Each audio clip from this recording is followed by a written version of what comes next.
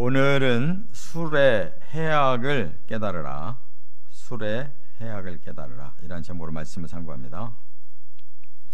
이 술은 인류 초기부터 발달이 된 것 같아요.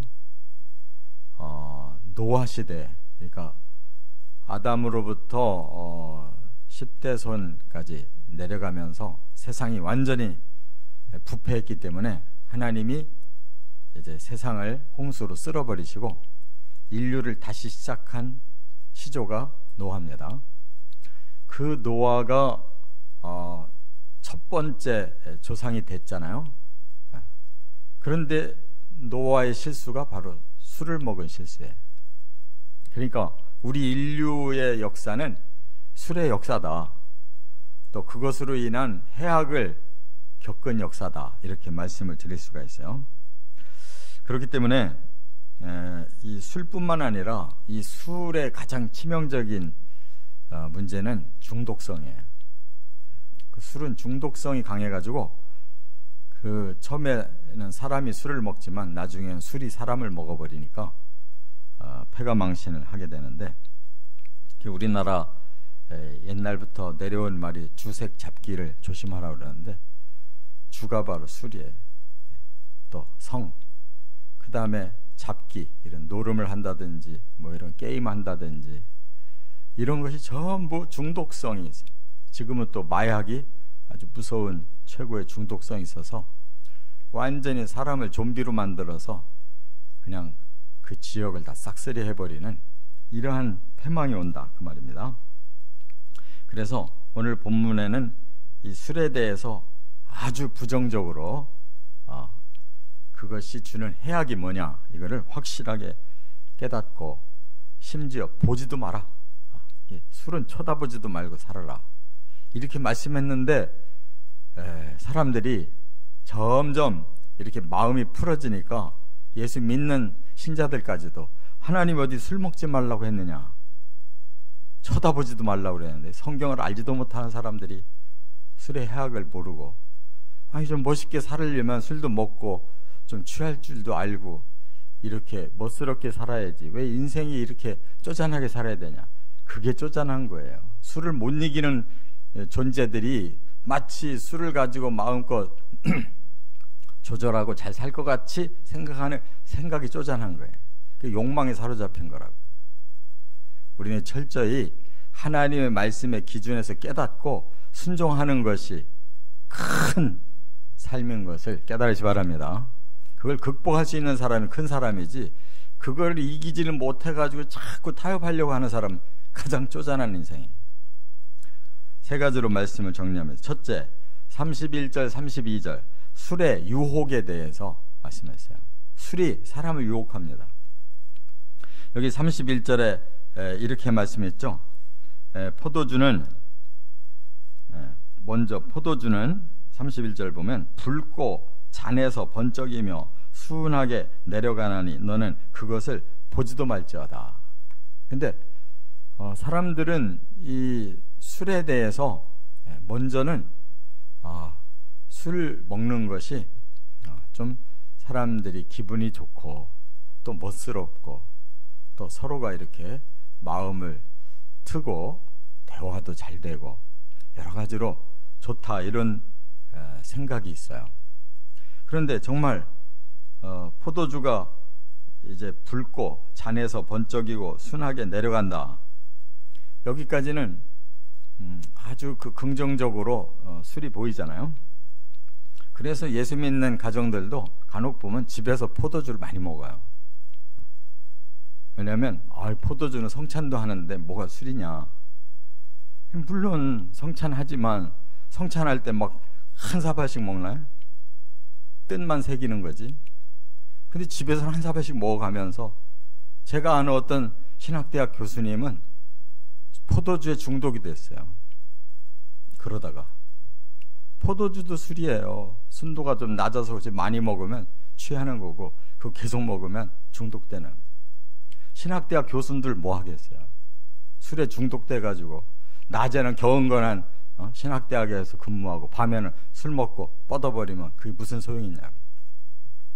이처럼 유혹이 있다는 것을 깨달아야 돼요. 그래서 순하게 내려간다. 먹을 때까지는 좋은 거예요. 그러나 미리 경고하고 있어요. 보지 마라.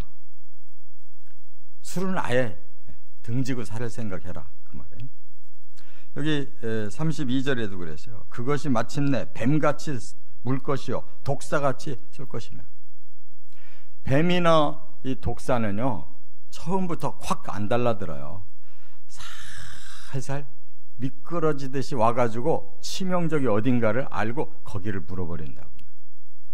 술은 처음에 들어갈 때는 모든 것이 다 순탄하고 좋을 것 같고 이대로 가면 그냥 아주 기분 좋을 것 같은데 한순간에 꺾이기 시작한다는 말이에요. 그래서 우리는 뱀과 같이 독사같이 술에 먹히는 날이 온다는 것을 깨닫고 아예 중독을 막아야지 그 중독의 과정을 겪으면 큰일 나는 거예요. 수없이 많은 사람이 이렇게 해서 망한 거예요. 술에 자신이 있다고 나는 술이 취하지 않습니다. 이런 사람들 제일 위험한 거예요. 에베소서 5장 18절에 이렇게까지 비유를 했어요. 술 취하지 말지니 이는 방탕한 것이니 오직 성령의 충만을 받아라. 아주 최극단으로 술과 성령 충만을 최극단으로 반대로 예를 들었다고요. 성령 충만은 최고의 삶이지만 술 취하는 건 최악의 삶이라는 거예요. 왜? 방탕하니까. 사람 버리는 것입니다. 두 번째, 33절부터 35절에 보면 이제 술의 중독성에 대해서 자세히 설명했어요. 어떻게 중독되는지. 여기 보면 33절에 이렇게 말씀했죠. 또 내 눈에는 괴이한 것이 보일 것이요 내 마음은 구부러진 말을 할 것이며 너는 바닷 가운데 누운 자 같을 것이요 돛대 위에 누운 자 같을 것이라 그랬어요.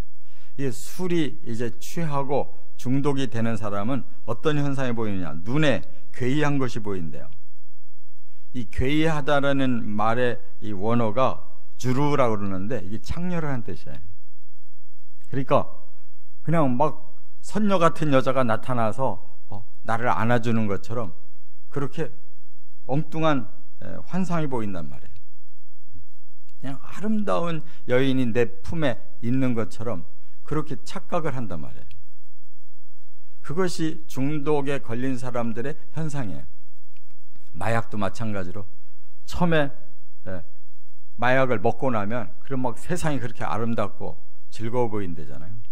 술도 마찬가지로 그렇게 괴이한 거. 또 마음은 구부러진 말을 한다 그랬는데 이 구부러졌다는 말이 타우푸카라고 그래요. 허황된 말을 하는 거예요. 술 먹은 사람들 보세요. 말을 어떻게 하는지 전혀 절제가 없어요. 그냥 뭐 떠들면 다 자기 주장이 되는 거예요. 허황된 말. 그 다음에 바닷 가운데 누인 자 같다 그랬어요. 이 말은 뭐예요? 바닷 가운데 눕고 돛대 위에 누운 자 같다는 것은 지금 술 먹고 이렇게 앉아 있는데 자기는 지금 바다에 둥둥 떠서 이렇게 있는 것처럼 정신 착란이 왔다는 거예요. 정신적으로 착란이 온 겁니다.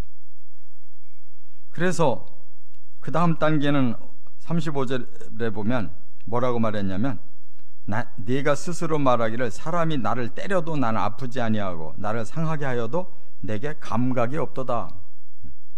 완전히 마비 현상이 오는 거예요. 사람은 두들겨 패도 몰라요. 지금 아픈 건지 뭔지를 느끼지를 못해요. 마비된 거예요. 몸이. 그러다가 그냥 길바닥에 쓰러져서 겨울 같은 데 죽는 사람 얼마나 많았어요. 마비돼가지고. 인간이 아니잖아요. 스스로 시체가 되는 거라. 이것이 또 그것으로 끝나는 게 아니라 언제나 깰까 다시 술을 찾겠다 하리라 그랬어요. 술은 이제 사람을 먹어버리기 시작하는 거예요. 그래서 중독이 생긴 사람 금단 현상이 와가지고 술을 안 찾고는 못 견디는 거예요. 술밖에는 생각나는 게 없고 술이 들어가야 나는 다시 회복이 된다 이렇게 생각하거든요. 술이 회복되는 게 아니라 더 사람을 침체하게 만드는데 그걸 몰라요. 금단 현상 온 사람은. 그래가지고 술을 계속 찾는다 그 말이에요. 이 금단 현상을 일으키는 사람들이 보면 이 손이 계속 떨려요. 가만히 있어도 막 떨고 불안해서 못 견뎌요. 또 막 굉장히 초조해요. 뭐가 쫓기는 것처럼. 그리고 잠을 못 자요. 그리고 우울증이 와요. 환청이 들려요. 또 환영, 엉뚱한 게 자꾸 보이기 시작하는 거예요. 저기 지금 누가 나 쳐다보고 있네. 뭐 이런다고. 그래서 결국은 그 박힌 인이 극복 안 돼요. 그러니까 이렇게 중독성이 돼서 점점 인간이 아닌 짐승만도 못한 존재가 되는 것이 술의 중독성인데 그걸 이겨낼 자가 누가 있냐고. 없어요. 그래서 끝으로 술의 결과가 뭐냐? 29절 30절 이제 앞으로 돌아가 보면 여기 그래서 30절에 술에 잠긴 자에게 있고 혼합한 술을 구하러 다니는 자에게 있느니라. 술에 잠겼다라는 말이 완전히 술에 빠진 자, 인사불성된 자들, 혼합한 술, 더 독한 술을 계속 먹어야지. 중독이 걸린 사람은 약한 거 가지고는 안 돼요. 점점 더 센 거를 먹어야 된다. 완전히 술독에 빠진 사람이에요. 그런 사람들에게는 여기 29절에 이제 어떤 해악이 왔느냐, 재앙이 누게 있느냐, 그 사람에게 재앙이 온 거예요. 또 근심이 누게 있느냐, 그 사람의 마음에 계속 슬픔과 괴로움만 있는 거예요. 분쟁이 누가 있느냐, 계속 술 먹는 사람이 싸우는 거예요. 원망이 누게 있느냐, 계속 남에게 불평 불만 책임 전가만 하는 거예요.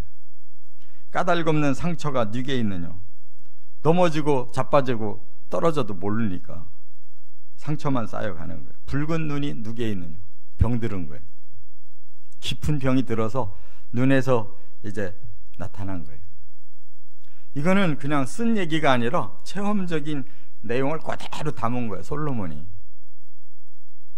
그러니까 지금까지 수천 년의 인류 역사가 왔는데 이 술은 끊어지지 않고 이런 중독성은 점점 더 강하게 이렇게 발달해서 인류는 가만히 놔둬도 망하게 돼 있단 말이에요.